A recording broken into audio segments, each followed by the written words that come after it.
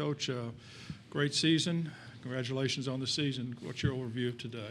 Well, it's not our best day, of course. We'd like to have played a lot better. It's been a long time since we've been held to, 200 yards of offense and, turned over 4 times. So we definitely did not play our best. But take my hat off to North Dakota State. They played a great game and, played really well. And they've been here for a reason. They're that good. And like I said, we just didn't give them a good game today. So the Gamecocks didn't play very well. But that's not the way I'm gonna remember this much. We played well through the season, and it was great to get here. And I think our guys showed a lot of heart and class in the second half.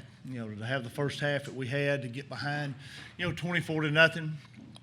And then to rebound and get back in the game and, make it a little bit of a game there in the third quarter. And, first to the fourth quarter, it was, that showed a lot of character out of our team as well. But take my hat off to North Dakota State. They, 5 in a row, it's a pretty special deal for them to have done that.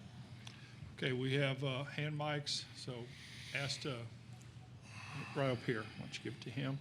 We'll start with a question for anybody. Daniel McFadden with the American Sports Network. Coach Grass, how did it affect your game plan only getting one drive offensively in the first quarter, if at all? Oh, I think it's big. When you get a drive against them, they were able to keep the football away from us. And that's one thing I said before the game was ever played, that turnovers were going to be big. Third downs were crucial, and we just couldn't, we couldn't get off field on third down. Defensively, they kept the ball away from us. Pretty much most of the game. We wasn't able to, convert on third downs. We had a couple penalties on third downs that really hurt us.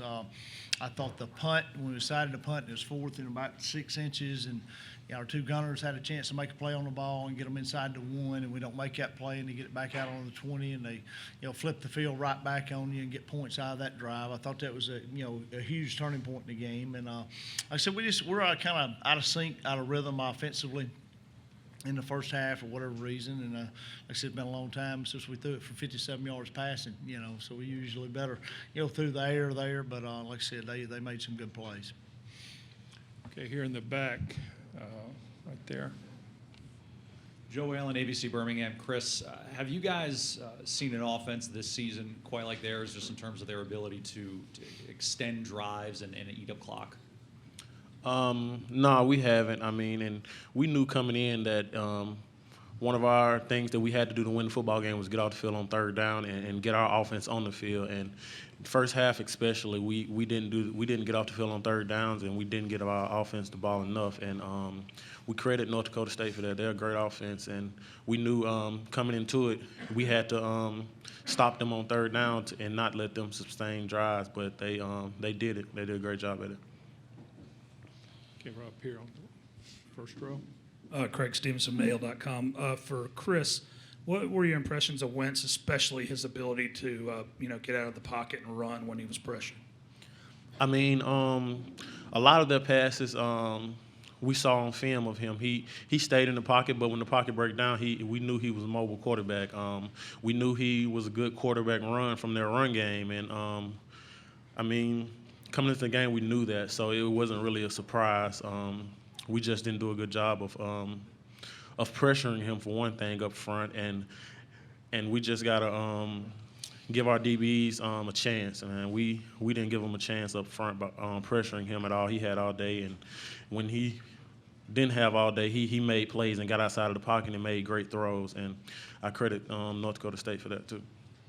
Well, I'll say this about Wentz, too. I should have said that in opening remarks. I seen him out there in the hall, and I couldn't see him on the field. There's too many people on the field, but just commended him. I still say I was glad he got to play the game, his last college game, and he's definitely a top 5 quarterback going into the draft. He had a great day. He played phenomenal.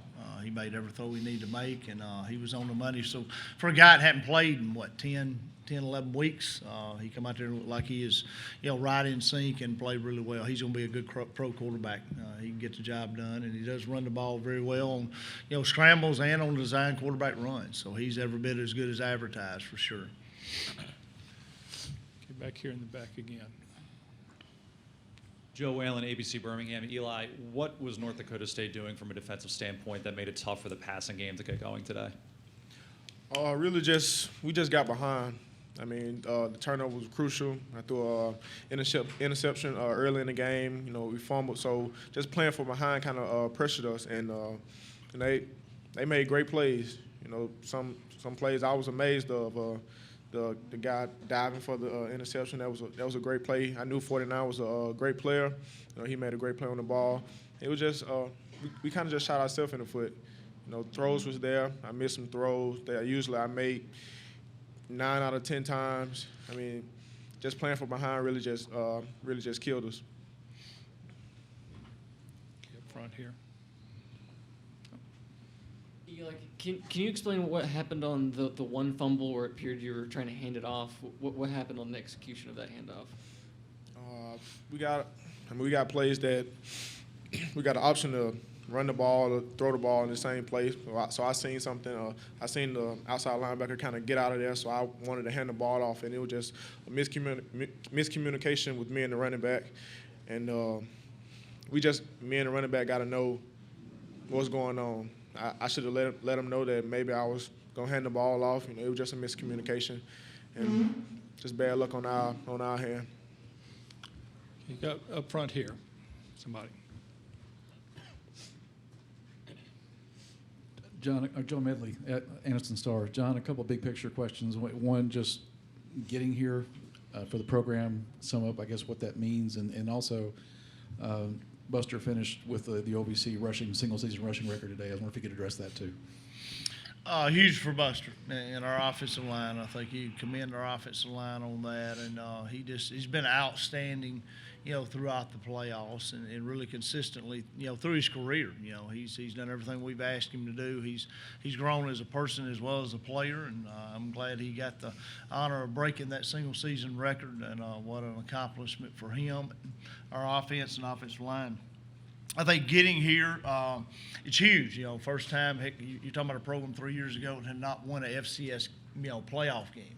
And to be sitting in the national championship game is where, you know, our dreams and goals were. And we got here and we just didn't play very well and we lost the game. So our goal will still be the same: is get back here. We want to win. You know, it's we're saying you ain't gonna be happy unless you win your last one. So it's pretty tough walking in that dressing room and addressing our guys after that, because they just our guys really felt like, you know, we were gonna win this game. You know, we didn't feel like we were we're gonna lose this game. And like I said, if you can handle that, if you play very best and you get beat by a great team.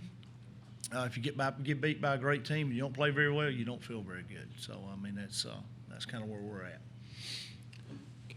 Okay, Mark. Coach, Craig Haley from Stats. I think it was easy for the media, for fans to talk about the experience factor coming into this game, and perhaps the first half reflected that.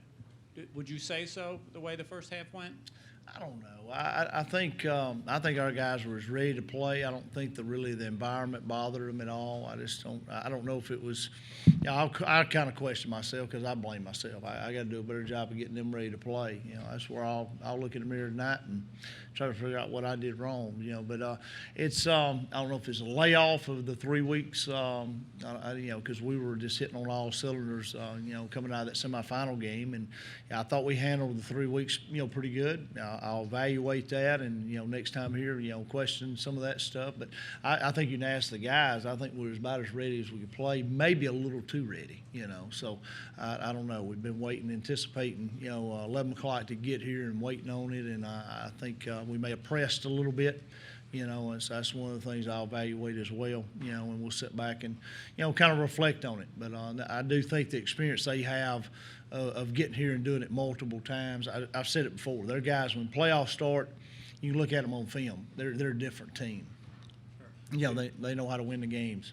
Just as a follow, you were discussing some of your players. Just, I mean, here you have a returning player in Eli, you have Chris moving on. Just, can you reflect on next year, what you have coming back versus what you lose? You know, first thing, the guys we're losing, our seniors, man, class acts. You know, the things they've done, you know, for our programs. They've put bricks in the foundation at Jacksonville State that are winning this class that, you know, has ever come through in FCS football in the history of the program. You know, they've done things off the field. It's been spectacular, and they're going to be great men. They're going to be great husbands and fathers one day, and that's what I look forward to seeing what the next, you know, 20 to 30 years holds, you know, for these guys. They're going to be great members of society and, you know, great leaders because they're winners. There's no doubt in my mind about them. They're winners. Okay, we'll have time for one more question, and I think you asked for it first. I'm sorry. Jeff Kopak with Foreman Fargo. Eli, you guys had your way with offenses almost all year. Was there a difference in physicality, quickness, anything today on NDSU? I mean, we knew that North Dakota State was a great football team, great defense. You know, we watched film, and I mean, we saw in the film that they play hard, play fast. You know, they get to the ball, but I mean, it was all about us. It was all about how we played. I mean, if we played the way we played all season, the outcome of the game would have been different, and we didn't do that. I mean, I feel like that I didn't play like I usually play. I mean, I feel like I didn't play up to my standards, and that was the reason why we lost this game. I mean, it should have been different. I mean, we're a great offense, and I'm proud of our offense, the way we played all season, but we just wasn't clicking today, and I don't know why, but it just didn't click.